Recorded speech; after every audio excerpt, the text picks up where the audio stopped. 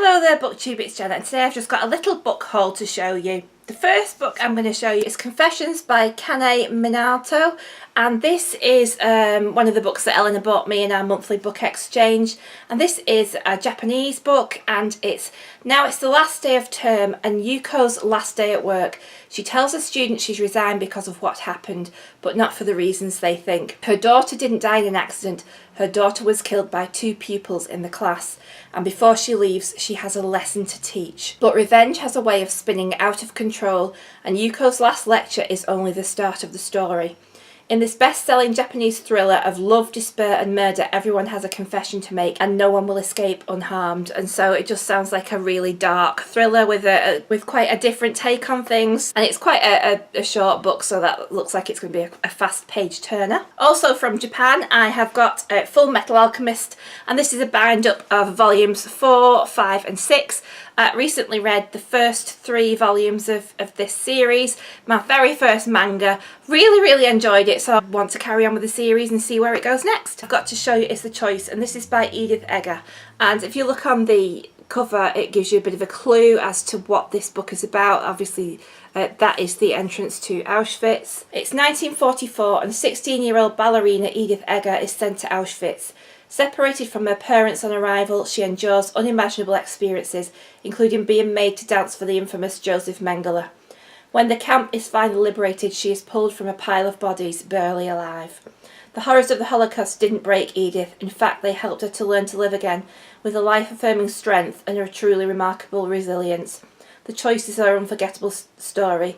It shows that hope can flower in the most unlikely places. And this is not a novel, this is Edith's memoirs of her time at Auschwitz and afterwards.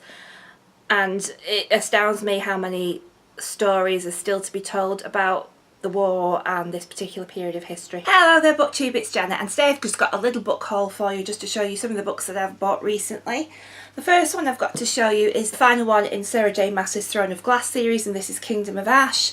And I've read the first 2 books in the series, really enjoyed them, got the rest on my shelf, so obviously being a completist I wanted to have this one, but oh my goodness, look how huge this is. It is actually, it's 980 pages long. I do have a mortal fear of big books, but I am really enjoying the series, so hopefully by the time I get to this one I'll be needing all the answers, so it is huge. Next one I've got is the new Markus Zusak book. I think it's the first book he's written in 10 years after The Book Thief, and this is Bridge of Clay, and I was lucky to get a signed copy of this. There's a signature, and The Book Thief is one of my favourite books of all time. I know sometimes people on BookTube have absolutely hated it, but I think on the whole most people loved it, and yeah, it was one of those sort of life-changing book moments for me. So when I heard that Markus Zusak was bringing a new book out, I really didn't care what it was about, I just wanted to have it. Just briefly from the flyleaf, it says, "Let me tell you about our brother, the 4th Dunbar boy named Clay. Everything happened to him. We were all of us changed through him." And if you take off the dust jacket, this is what it looks like inside on the naked hardback. I'm a fan of James Oswald, who is a farmer in Scotland who also happens to write really incredible books on the side. He's written a series of middle grade books about dragons, and he also writes crime novels.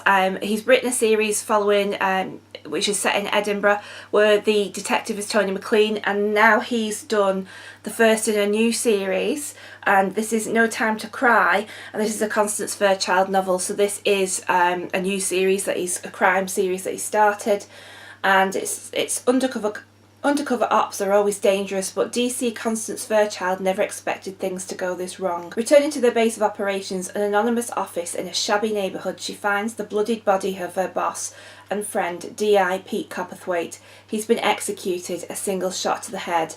In the aftermath, it seems someone in the Met wants to make sure that blame for the wrecked operation falls squarely on Con's shoulders. Cut loose and cast out, Con channels her grief into uncovering the sinister truth behind D.I. Copperthwaite's death, how it's linked with the disappearance of a girl from one of the country's wealthiest families.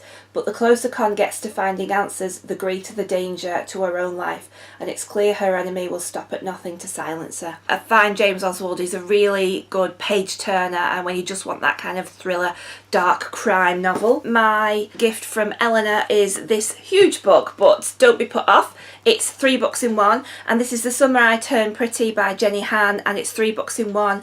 And we've got The Summer I Turned Pretty, It's Not Summer Without You, and We'll Always Have Summer.